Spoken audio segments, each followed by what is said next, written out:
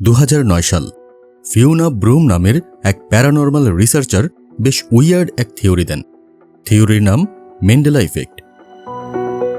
তিনি ক্লেম করেন তিনি সহ পৃথিবীর বিভিন্ন অঞ্চলের বহু মানুষ বিশ্বাস করেন নেলসন ম্যান্ডেলা 1980 সালে প্রিজনেই মারা গিয়েছেন।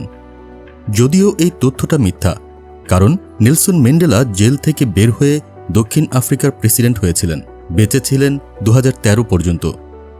নেলসন ম্যান্ডেলার মৃত্যুর তারিখজনিত এই যে বিভ্রাট, এটিকে বিচ্ছিন্ন ঘটনা ভাবা যাবে না মোটেও, বরং এই বিশ্বাস ছিল লক্ষ লক্ষ মানুষের। পৃথিবীর ভিন্ন ভিন্ন অংশের এতগুলো মানুষ কেন একই মিথ্যে ঘটনাকে একইভাবে বিশ্বাস করল?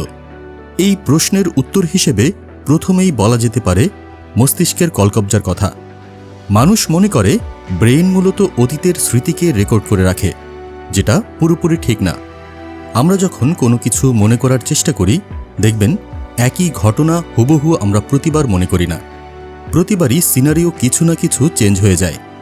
এর কারণ একটাই, আমাদের মস্তিষ্ক আসলে টেপ রেকর্ডার না, ও রেকর্ড করে না, ও জাস্ট কনসেপ্ট মনে রাখে এবং সেটা চেঞ্জেবল।